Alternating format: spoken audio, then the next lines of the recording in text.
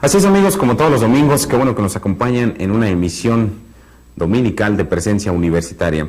En esta ocasión estamos retomando nuestro programa normal con nuestras secciones de ciencia y tecnología, de literatura, en fin, todas las que le hacemos llegar domingo a domingo en Presencia Universitaria hasta su hogar. Recuerden que la semana próxima pasada les transmitimos una entrevista en exclusiva con el ingeniero Alfredo Cervantes García, donde destacó, entre otras cosas, lo más importante que se ha realizado por parte de nuestra máxima casa de estudios en beneficio de la comunidad universitaria y, por qué no, en beneficio de la propia comunidad juarense. Logros importantísimos que los destacamos en sus momentos y que desde luego seguiremos creciendo en nuestra universidad.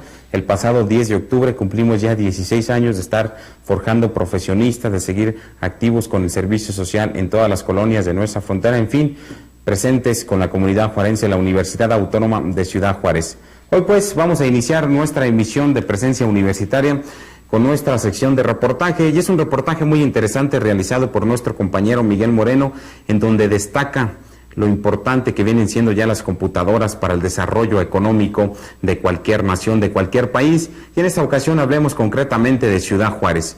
¿Qué tan importante han sido las computadoras en nuestra frontera para las industrias? Veamos esto.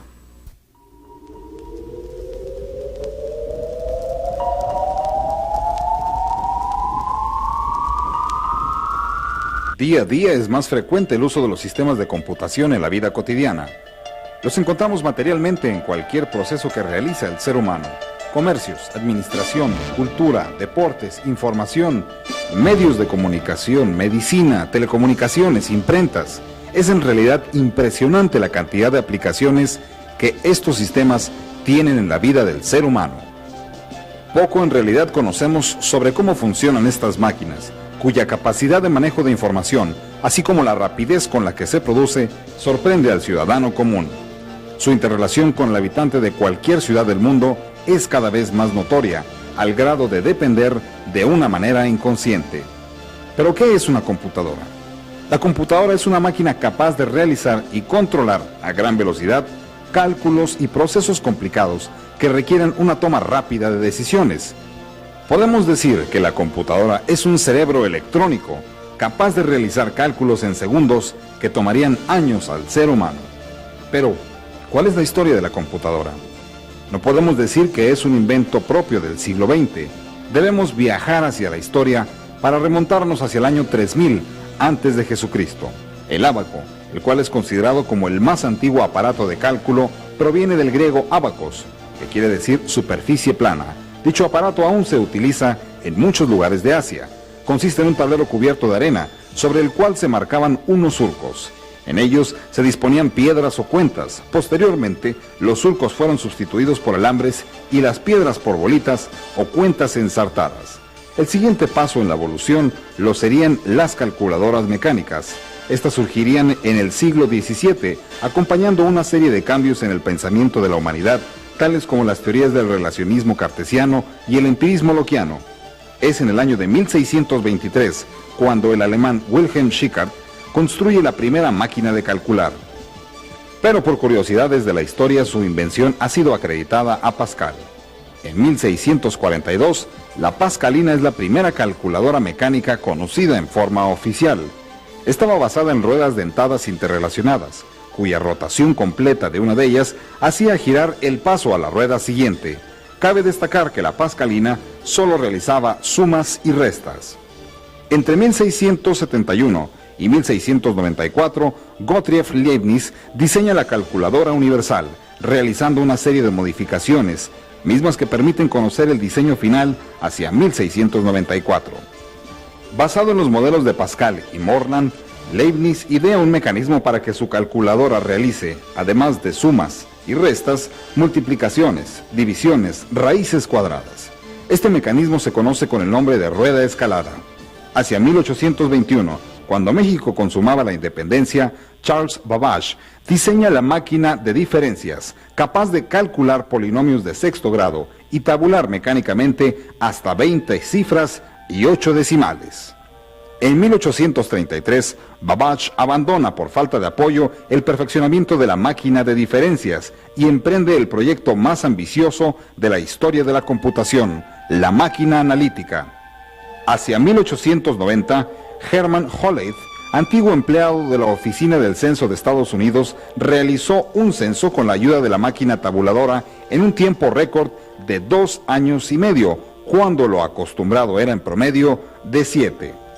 Los éxitos acumulados permiten el nacimiento de la Tabulating Machine Company, misma que habría de cambiar convirtiéndose en IBM en el año 1924. Empresa que se dedicó a brindar un decidido apoyo a la perfección de las máquinas que posteriormente habrían de convertirse en computadoras. Vannevar Bush fue quien ideó la primera computadora analógica. Este profesor del Instituto de Tecnología de Massachusetts creó el analizador diferencial, principio que fue adaptado al desarrollo de diferentes modelos básicos de computación analógica. 1944, Howard Aiken de la Universidad de Harvard, con ayuda de la IBM, consigue dar término al proyecto de la primera computadora electromecánica, iniciado en 1939, cuyo nombre inicial era Automatic Sequence Controller Calculator, ASCC, conocida también como Mark I, cuyas dimensiones sería bueno revisar para darnos idea del tamaño de estas primitivas máquinas.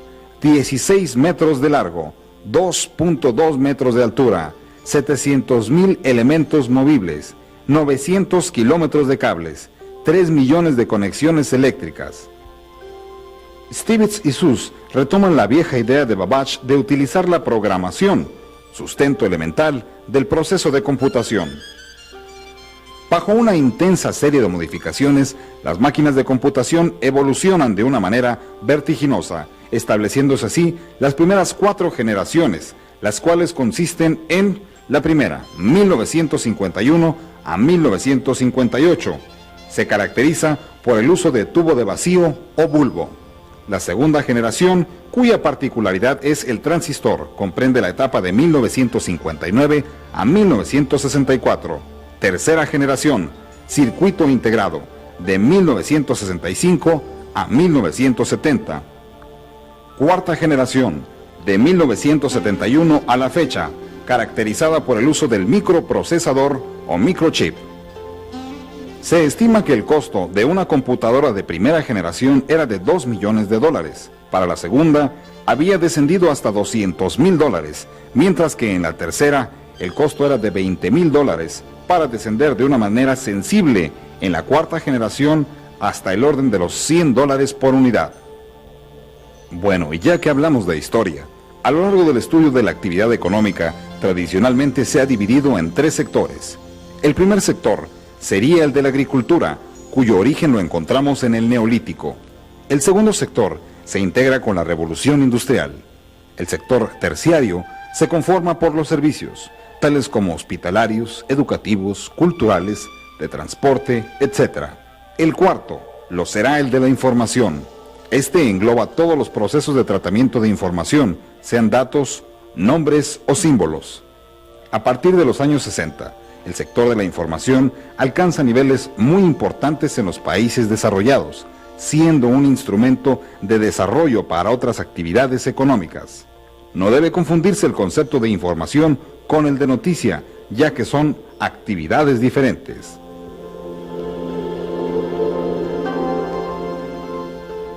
Pero, ¿cómo funciona una computadora?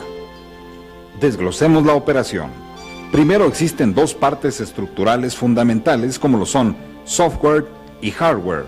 El hardware, relativo de la palabra inglesa duro, se refiere a las máquinas, es decir, propiamente al equipo estructural, mientras que por su parte el software comprende la parte blanda o lógica, inteligente vaya de la máquina, por lo que el hardware comprende los siguientes elementos. Unidad de control, el cual realiza la función de dirección central, interpreta las instrucciones del programa que le indica las acciones que ha de realizar y asigna las tareas a las distintas partes del conjunto. Unidad aritmética o lógica. Es la parte donde se realizan los procesos a través de las indicaciones de la unidad de control. Realiza operaciones matemáticas o de relación lógica con datos suministrados. De tal manera que la reunión de la unidad de control y de la unidad de control lógica se conoce como la unidad central de proceso de datos, CPU, la cual es la responsable de las actividades de la computadora. Memoria es un almacén donde se registran y quedan a disposición del CPU, unidad de control del proceso, los datos y programas. La memoria consiste en millones de pequeños circuitos que solo memorizan dos tipos físicos de información, si pasa o no corriente. Cada impulso eléctrico implica la memorización del dígito 1 y la interrupción de la corriente determina la memorización de un 0, de tal manera que la codificación se realiza en un sistema binario, unos y ceros, que puede ser expuesto de varias maneras: abierto, cerrado, conectado, desconectado, 1, 0. Periféricos son elementos que cumplen funciones adicionales, pero que son indispensables. Se conocen entre otros el teclado, el monitor, el lector de cinta o cassette, la unidad lectora de disco, la impresora, la palanca de control joystick, el acoplador acústico, entre otros.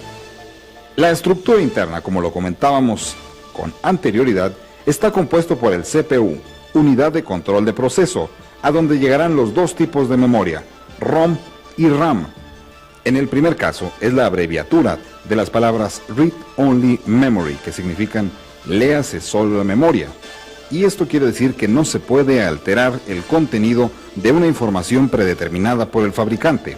Como ejemplo, podemos constatar este tipo de memoria en los teclados electrónicos portátiles tan de moda en estos días, los cuales incluyen melodías las cuales serán inalterables.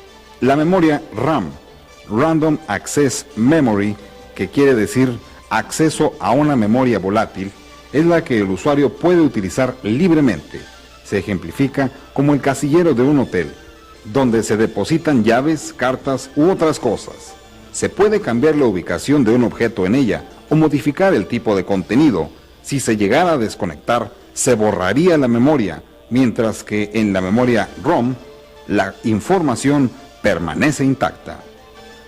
Después de conocer las funciones elementales, pasemos a detectar el proceso, en cuya primera fase encontramos cómo se reciben los materiales, es decir, la información de entrada. En la segunda parte se manipula y transforma la información, en lo que es conocido como un tratamiento de la información.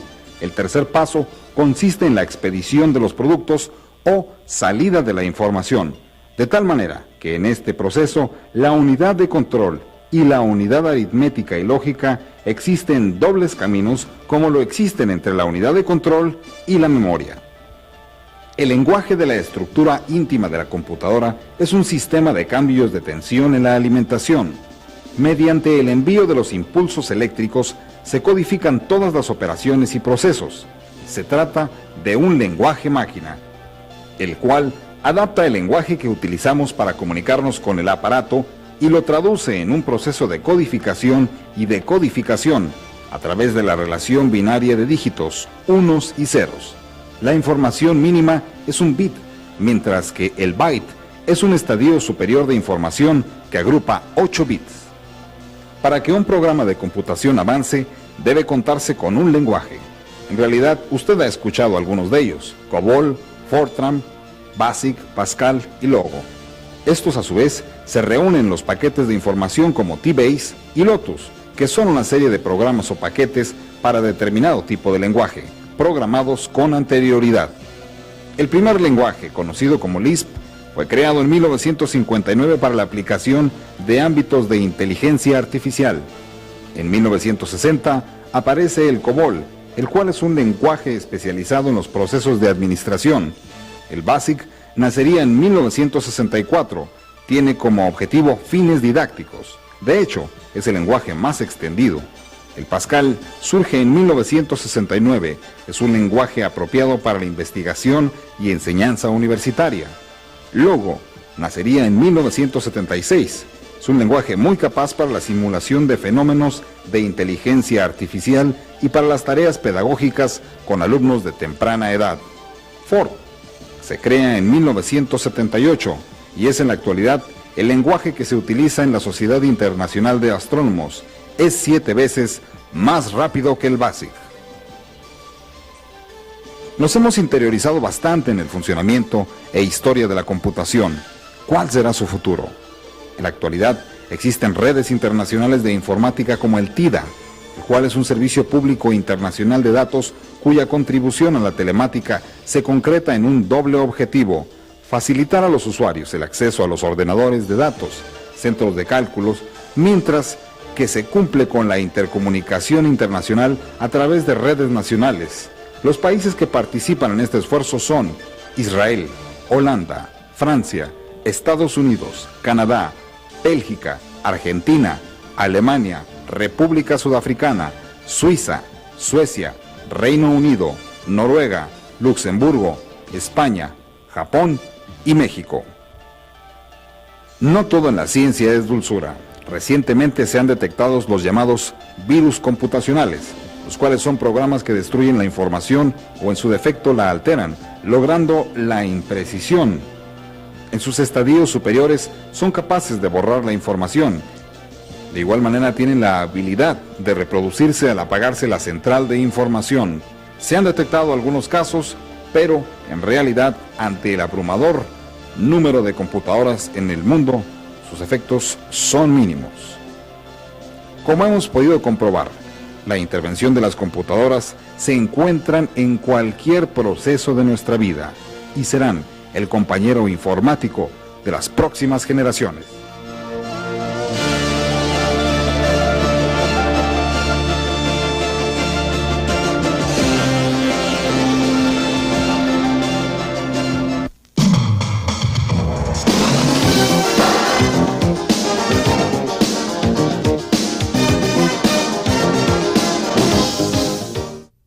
Qué importante, la verdad, las computadoras en nuestra frontera. Bien, pasemos ahora a nuestro aspecto musical.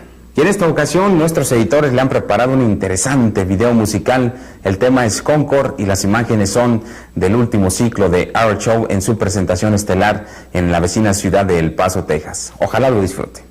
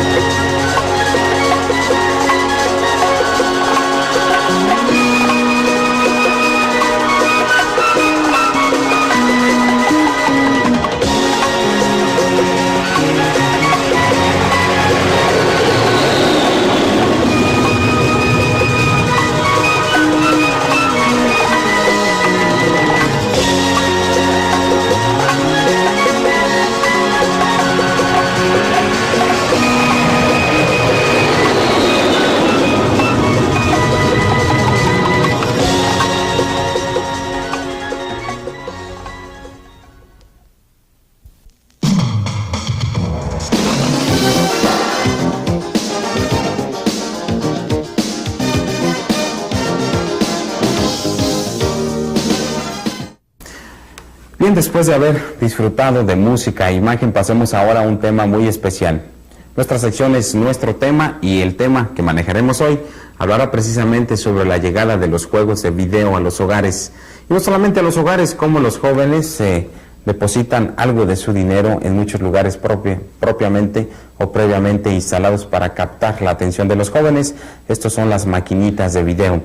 Sin embargo, nuestra pregunta sería, ¿realmente benefician al joven este tipo de juegos? Muchos padres de familia han sido contundentes y claros al decir que efectivamente, desde que llegaron los juegos de video, sus hijos ya no tienen el mismo rendimiento en la escuela. Pero en esta ocasión les vamos a presentar lo que representan en sí los juegos de video para la sociedad en general. ¿Realmente se está aprovechando el tiempo? ¿Realmente se están cometiendo errores al permitir que los jóvenes, por parte de los padres de familia, practiquen en este tipo de distracciones? Vamos a ver qué nos dice nuestro reportero, el doctor Luis Silva Castillo, con este reportaje.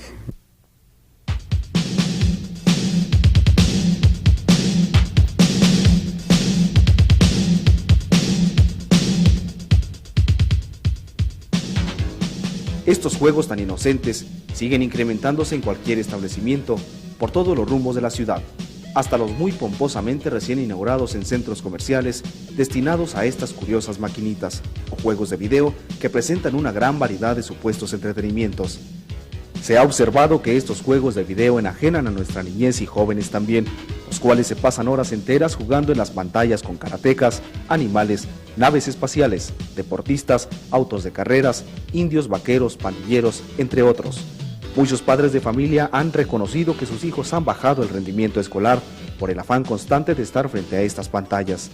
Niños y jóvenes gastan a diario gran parte de su dinero para comprar fichas, cuyo valor se paga el equivalente de un billete verde.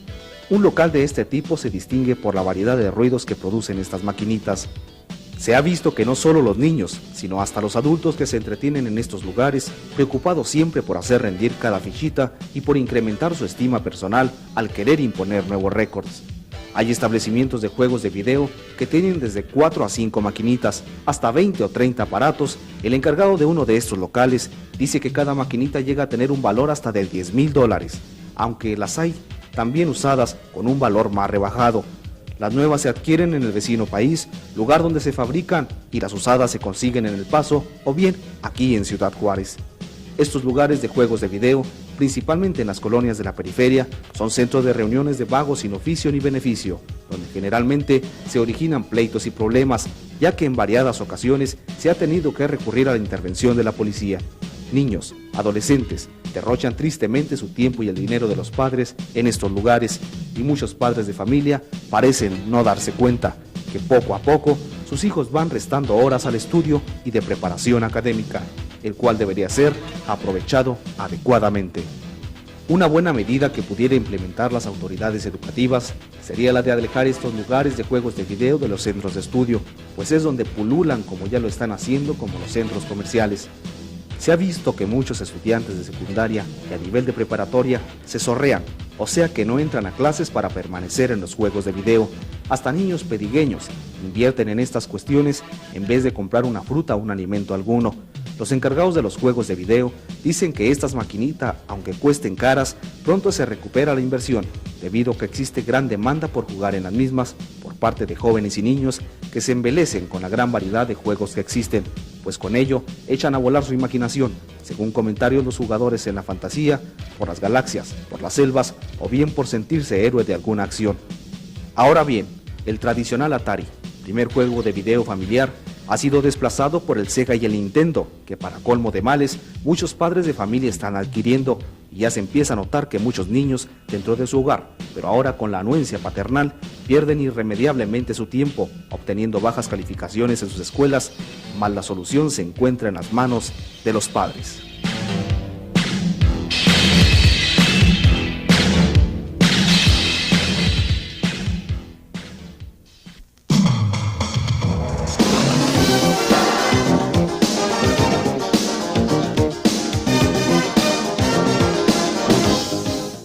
Bien, pasemos ahora a nuestro primer bloque informativo con la voz y presencia de nuestro compañero Aarón Sánchez.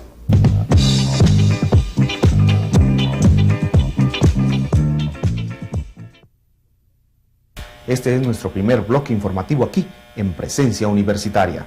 La sesión cultural que mensualmente organiza la Jefatura de Enseñanza del ISSSTE, dentro de un programa diseñado por el doctor Agustín Adame, fue cubierto en esta ocasión por el profesor Juan Holguín Rodríguez, quien abordó el tema Escritores de Chihuahua. El profesor Holguín, funcionario de la Universidad Autónoma de Ciudad Juárez, inició su exposición cuestionando que si en Chihuahua se ha producido una literatura eminentemente norteña que identifica la identidad en el universo de las letras nacionales. Afirmó el maestro que en Chihuahua hay esfuerzos aislados de escritores para sobresalir en ese universo, citando por ejemplo al parralense Carlos Montemayor, para luego hacer una glosa breve y cronológica de los literatos que han logrado destacar. Martín Luis Guzmán, partícipe de la Revolución Mexicana, creador de la literatura testimonial, inicia la serie de escritores chihuahuenses. En su libro Las Memorias de Pancho Villa, recoge el paradigma de este personaje y lo expone en un lenguaje auténtico, llano, particular, es decir, en el código auténtico de Pancho Villa, La sombra del caudillo. Si lo empezamos a leer, creemos que está criticando a lo que sucede en nuestro país, expresó el disertante, siendo que los hechos relatados por Martín Luis Guzmán se refieren a un tiempo atrás del movimiento cristero. Esto, agregó, que da idea a lo que representa Chihuahua en la literatura. Destacó Martín Luis Guzmán como el creador del libro del texto gratuito que durante el periodo del licenciado Adolfo López Mateos y que actualmente está a riesgo de desaparecer, lo que nos haría retroceder en el artículo 3 que establece la gratitud de la educación. Hasta aquí con nuestro primer bloque informativo. Sigamos aquí en Presencia Universitaria.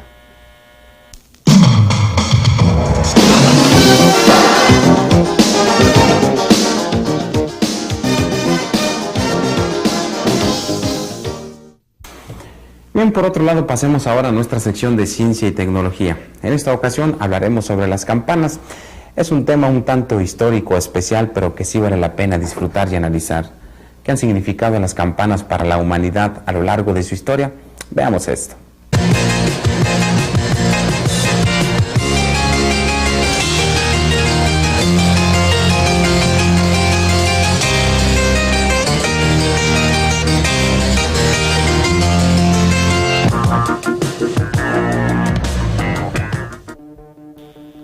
En cuanto el hombre pudo dominar el beneficio del cobre, el bronce, el estaño y el hierro, inició el empleo de la campana para dar a conocer así determinados fines religiosos y militares.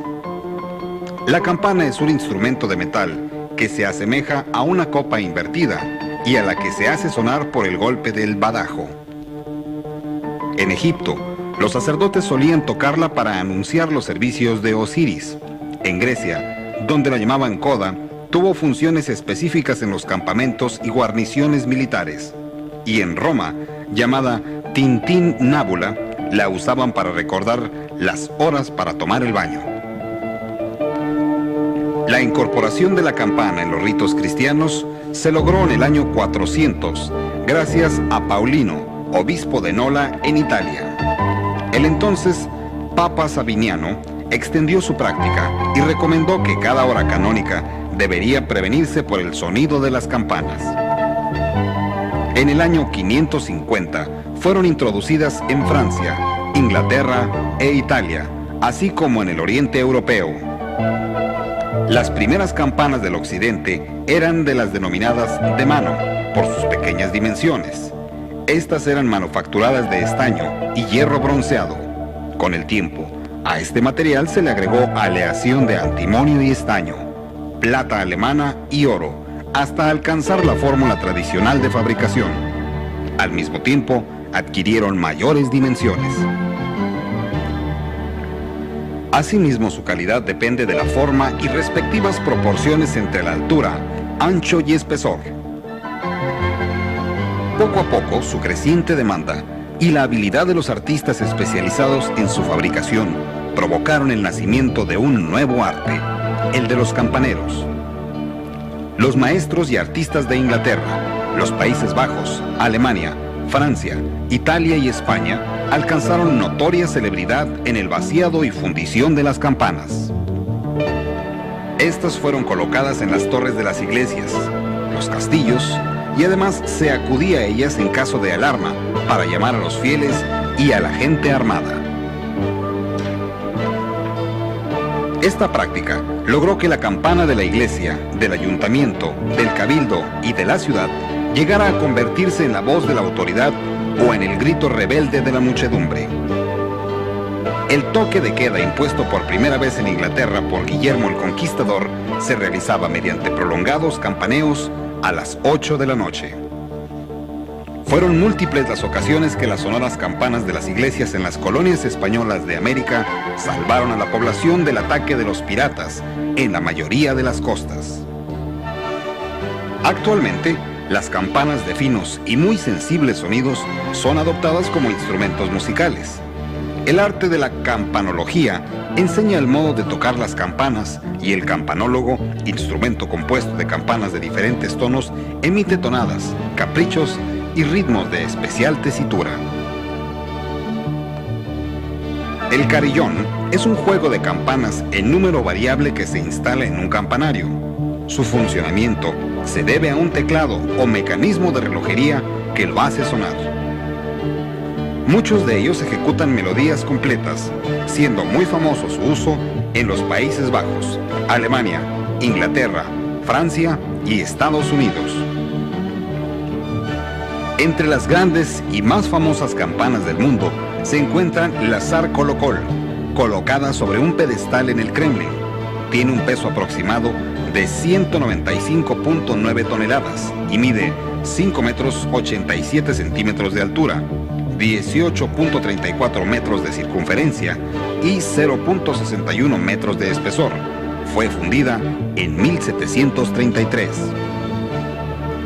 La campana en uso más grande del mundo es la Mignon, de una pagoda de Mandalay, Birmania.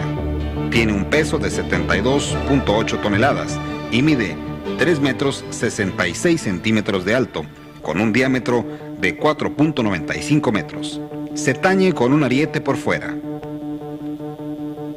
La campana más grande en uso con un badajo interno es la Kaiserlock de la Catedral de Colonia, refundida en 1875 con un cañón francés. Pesa 24.95 toneladas. Por otra parte, la campana de los tonos bajos del carrillón de 72 campanas de la iglesia Riverside de Nueva York es la campana afinada más grande del mundo y la más grande fundida en Inglaterra. Pesa 16.33 toneladas. Asimismo, la campana de los tonos bajos de carrillón del edificio del Parlamento de Ottawa tiene un peso de 9.07 toneladas y la mayor de la Basílica de San Pedro en Roma tiene un peso de 8.33 toneladas. El uso de la campana se generalizó en todo el mundo y aunque su empleo no parece tener gran relevancia, se fue constituyendo en un importante auxiliar en ciertas actividades del hombre, manteniendo significados expresivos en las costumbres de ciertas culturas. Actualmente están fabricadas en diversos materiales, lisas o con diseños y colores. Se encuentran en los templos, en las escuelas, en las casas, etc. E incluso constituyen un elemento de la decoración, quedando integrada para siempre en la vida del hombre.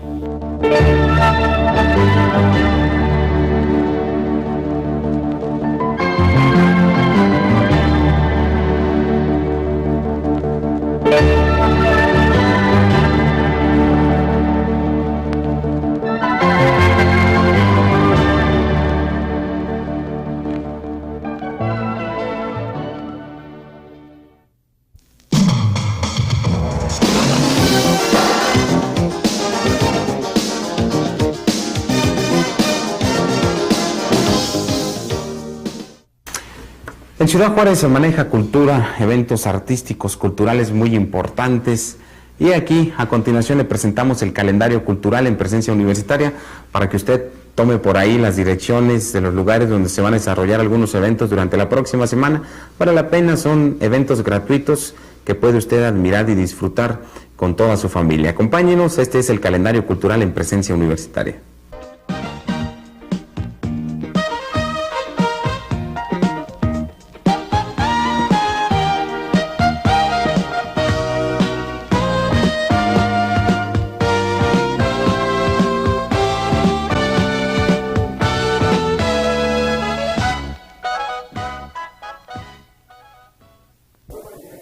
¡Silencio!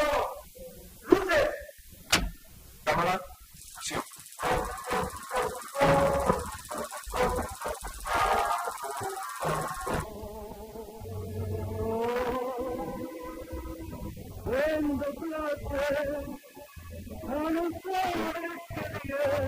del mar y se marcha la alma del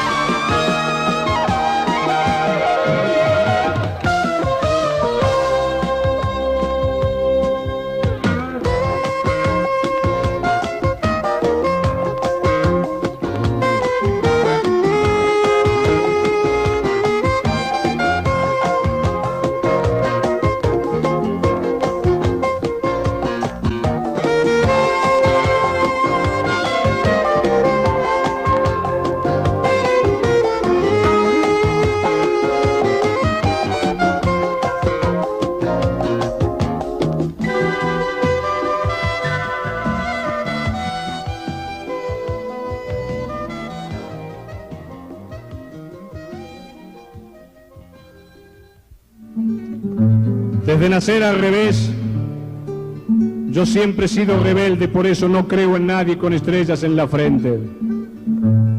La muerte me está siguiendo desde el día en que nací, pero va a costarle mucho interrumpir mi vivir. La vida es un misterio, una permanente intriga. En aprender a vivir se nos va toda la vida. Yo no sé quién va más lejos, la montaña o el cangrejo.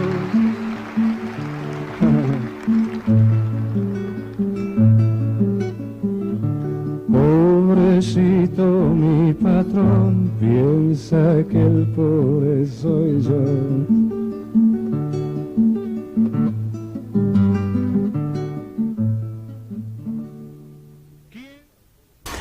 Tenemos más información para ustedes en Presencia Universitaria. La información generada en el Departamento de Prensa de la Dirección General de Comunicación Social son noticias, todo el acontecer universitario que hoy se lo presentamos en nuestro segundo bloque informativo.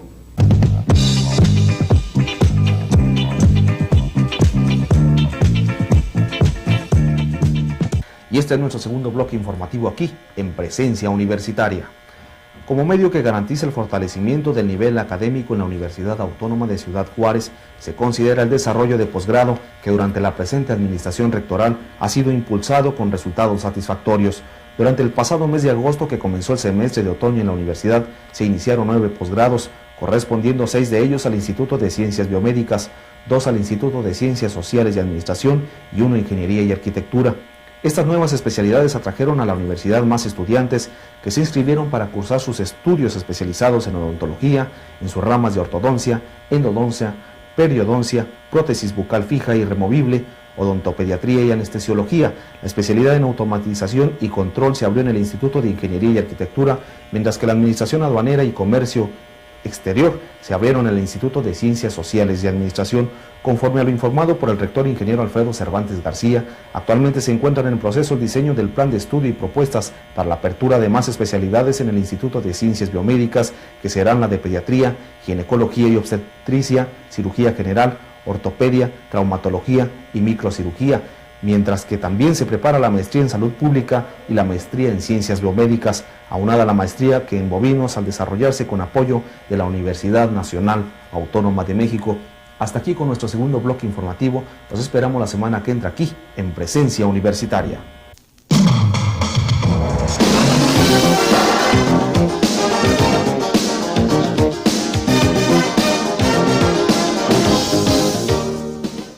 Una de las acciones que mayor impacto, sin lugar a dudas, ha causado dentro de Presencia Universitaria es la coproducción que realizamos conjuntamente con el ISSSTE. Y el ISSSTE en esta ocasión nos va a presentar la segunda parte por conducto del doctor Juan Cos Welch sobre la diabetes mellitus. Es un mal interesante, es un mal que debemos de conocer. Dicen que para vencer al enemigo hay que conocerlo. ¿Por qué no prevenirlo? Veamos qué nos comenta el doctor Juan Cos Welch del ISSSTE dentro de la segunda parte de la diabetes mellitus. Ya con los medios actuales de los principios de siglo para acá, ya se identificó la insulina, se supo de qué se trata y ahora sabemos que es la insulina la hormona principal que maneja el metabolismo de la glucosa, la cual es el factor importante en la combustión del cuerpo. Si semejamos al organismo humano o la célula con un motor, pues sabemos que el motor requiere un combustible. Ese combustible en el ser humano principal es la glucosa. Y la insulina participa importantemente en que la glucosa se pueda utilizar por la célula y que tenga sus reacciones de oxidación y energía con la cual vivimos. En caso de que falle la glucosa porque no hay insulina o porque la insulina no puede entrar a la célula por otros factores, que el resultado es el mismo, sea por falta de insulina o porque la insulina no puede penetrar a la célula, el efecto es el mismo, de modo que la célula empieza a utilizar otro segundo combustible, que en este caso son los ácidos grasos, que es la segunda opción del cuerpo que tiene para sobrevivir. En este caso, los ácidos grasos van a producir es decir, esta alteración metabólica afecta no nada más glucosa, sino el metabolismo de proteínas y de grasas, que son los que van a suplir del segundo combustible, que son los ácidos grasos. De modo que cuando una persona está descontrolada, va a utilizar sus reservas de grasa, va a quemar sus proteínas, y por eso saben ustedes que la persona que está descontrolada baja de peso, está quemando sus reservas y empieza a orinar mucha glucosa porque no la puede utilizar, se acumula en la sangre, se eleva y le empieza a orinar en exceso por la orina. Cuando este proceso continúa sin control, especialmente en el tipo de diabéticos que veremos en un momento, que son los niños, que es una diabetes un poco diferente, entonces puede llegar, o en adultos con problemas infecciosos de otra índole que acelera este proceso de descontrol metabólico, puede llegar a la cetoacidosis diabética, que consiste simplemente en que esta situación progresa, la glucosa alcanza cifras muy altas, las grasas alcanzan también cifras elevadas, no se pueden metabolizar y la resultante metabólica de esas grasas, que son los cuerpos cetónicos, que son ácidos, empiezan a acidificar la sangre a un punto tal en que la gente empieza a tener problemas graves. De modo que este descontrol puede llevar a las llamadas cetoacidosis diabética y otras complicaciones también graves, como el coma hiperosmolar. Entonces se sabe, y es importante que lo sepan también, que no todas las diabetes son iguales. Hay muchas clases, muchos tipos de diabetes, pero las dos principales son la que da en el adulto, que se llama tipo 2, que también rara vez puede ocurrir en niños, y la llamada tipo juvenil, que ya no se le llama así, sino tipo 1, porque ocurre principalmente en niños, pero también puede presentarse en adultos. La diferencia es que en los niños, la del tipo 1, la etiología, la causa, es un tanto diferente. Aunque tiene fondo hereditario, es mucho menor que en el adulto. Su presentación es violenta, es brusca. Se acepta que es un proceso que se inicia por un cuadro viral y que por un proceso de autoinmunidad se acaba de destruir las células beta del páncreas que producen la insulina. Y esta situación es más o menos a corto plazo en general, aunque a veces llevan más tiempo, y entonces se presenta el cuadro clínico brusco y lo lleva a una deficiencia prácticamente total de insulina, de modo que el niño o la persona adulta que tiene el tipo 1 diabetes requiere insulina para su manejo desde el principio, no puede manejarse con pastillas. Eso es importante para que pues se sepa que no todas las diabetes se manejan, aún en adultos se manejan con pastillas o hipoglucemiantes orales desde un principio. Gracias al descubrimiento de la insulina hace ya 68 años por ahí, en que estos niños antes se morían de todas, en unos pocos meses o pocos años se morían, ahora tienen sobrevidas muy importantes, inclusive pasan los 50 años de sobrevida con la insulina diaria y con una vida productiva muy correcta, de modo que es muy importante un buen control, repito, aún en niños con diabetes pueden tener un futuro bastante bueno. La diabetes del tipo 2 o del adulto, la común, la que todo el mundo conoce, es mucho más lenta en presentación, se debe a otros factores, casi siempre la mayoría son gorditos, hay factores de resistencia en que las células no captan bien la insulina, los receptores celulares están alterados y entonces la insulina no actúa, inclusive tiene la insulina un poco alta al principio y después se agotan las células del páncreas, se agotan y entonces se viene la deficiencia de insulina y el cuadro más completo de diabetes. Y de esta manera hace que muchos diabéticos, después de muchos años, también requieran insulina para su manejo si quieren tener un control correcto, que es como debe de ser. Este tipo de diabetes sí es hereditaria en su mayoría, y entonces es importante las personas que tienen familiares con diabetes, como dije en un principio, estén muy pendientes con su peso, si son mujeres con los embarazos, y al menor signo, pues estar checándose frecuentemente para tener una identificación temprana. Entre más temprano se identifique, se diagnostique la enfermedad, más pronto se ponen las medidas correctivas, el tratamiento, y más probable que tenga una sobrevida y menos complicaciones que si se deja inadvertido. Debo decirles que de cada 5 diabéticos adultos, 2 es el promedio general, no saben que tienen diabetes. Entonces es importante el que recuerden la enfermedad, si tienen antecedentes de esta enfermedad, si son gorditos, pues se chequen. Si es importante el diagnóstico, entonces resulta obvio que es claramente también importante que las personas, que la gente sepa qué síntomas tiene un diabético para su reconocimiento más temprano posible. Y como si ya vimos que hay exceso de glucosa, pues la persona con exceso de glucosa va a orinar esa glucosa que atrae agua, entonces tienen mucha orina. El exceso de orina le provoca sed, entonces toma mucha agua, entonces empieza a tomar agua a todas horas y orinar mucho. La falta de la glucosa como principal combustible hace que el organismo llame por hambre, tenga hambre, entonces está comiendo mucho la persona a pesar y porque no se utiliza esa energía, pues come demasiado, entonces tiene mucha hambre todo el tiempo. Y si esto continúa, empiezan las complicaciones que, como veremos después, el exceso de glucosa altera los vasos sanguíneos periféricos a todos niveles y empieza a haber algunas complicaciones que pueden producir otros cambios. Por ejemplo, lesiones en que las personas de neuropatía, en que las personas empiezan a tener calambres, dolores en las piernas, sensación de que se les duermen. Es frecuente que tengan comezón en todo el cuerpo, los datos iniciales también. Y también importante la pérdida de peso. Empiezan a bajar de peso sin ninguna explicación clara, inclusive es válido para los niños. Cicatrices que empiezan a tardar un poquito lesiones que tardan un poquito en cicatrizar, que eso es un poquito más tardío, pero infecciones con más frecuencias, frecuentemente de orina, especialmente en adultos, claro. De modo que todos esos datos tienen que hacer pensar en que puede haber esta enfermedad y sobre todo, si ya se conoce que hay antecedentes, pues más importante que lo tengan en mente para de inmediato acudir al médico. En los niños es importante, sobre todo si los papás son diabéticos o tienen influencia importante o herencia importante de diabetes, es importante que lo reconozcan porque algunos niños en edades muy pequeñas no saben decir sus síntomas.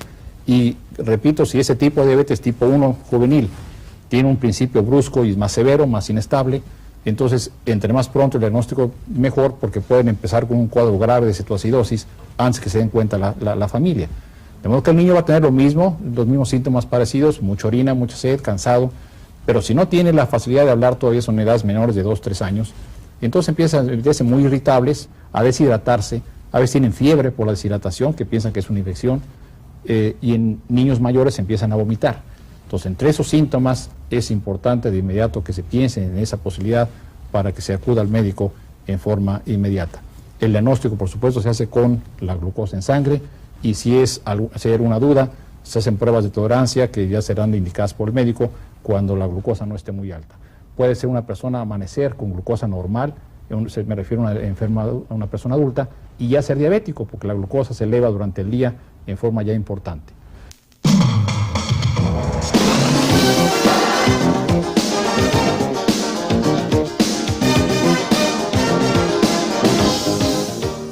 Estamos a punto de concluir nuestra emisión correspondiente a este domingo 22 de octubre, pero antes, ¿qué le parece si disfrutamos de un espacio de libro semanal? En esta ocasión, el profesor Juan Holguín alude al libro Historia del Tiempo del autor Stephen Hawking. Muy interesante este libro, según lo que nos comenta el profesor Juan Holguín en su sección. ¿Qué le parece si lo analizamos? No sin antes agradecer nuevamente a la librería Atenas, quien es la librería que nos hace llegar precisamente todos los libros que semana a semana se analizan, y recuerde que son los libros más vendidos dentro de nuestro territorio mexicano. Vamos a ver qué nos comenta el profesor Juan Holguín. El libro de la semana en Presencia Universitaria quiere recorrer los espacios literarios más trascendentales y presentarlos a nuestros amables televidentes. Nuestra universidad, nuestra presencia, se debe a que tenemos en la difusión cultural una gran fe. La fe de trascender la cultura, de trascender el hacer de los valores literarios regionales, nacionales e internacionales o universales. Es así como hoy presentamos un libro extraordinario, un libro de gran contenido científico, un libro que va más allá de nuestro espacio. Se trata de Historia del Tiempo de Stephen Hawking. Primero vamos a decir quién es este autor. Para iniciar, debemos decirlo que es el continuador de la cátedra de Isaac Newton. Esto por sí solo nos da idea de la grandeza, de la sabiduría y más que todo de la ciencia que posee Stephen Hawking. Stephen Hawking, uno de los más grandes genios, de los más grandes sabios del siglo XX, desde luego respetando a Alberto Einstein, concibe esta obra, La Historia del Tiempo, y en ella nos da una explicación objetiva, denotativa, con grandes paréntesis de ciencia, donde se establece la teoría de los agujeros negros. Y más que la teoría, la presencia de estos fenómenos que mucho están dando, nos están motivando hacia el interés de nuestro futuro y sobre todo del porvenir del universo. El libro, como les he dicho, objetivamente nos lleva hacia el conocimiento astronómico, pero sobre todo traza mediante una geometría espectacular la línea, más que del tiempo, la línea de las galaxias, y establece algunos espacios importantes donde los seres humanos, aparte de recrear mediante esta lectura, vamos a reflexionar, vamos a pensar en que esto, el futuro, el universo, es un todo, y en él estamos y estarán las futuras generaciones. Entonces, considero una gran necesidad el que leamos Historia del Tiempo de Stephen Hawking, un libro que nos ha hecho llegar la librería Atenas, que domingo a domingo tiene su presencia con nosotros para presentarles el libro de la semana. Aprovechamos para invitarle, para que usted nos sugiera, nos escriba y nos hable para sugerirnos, para pedirnos a algún autor, algún título en especial.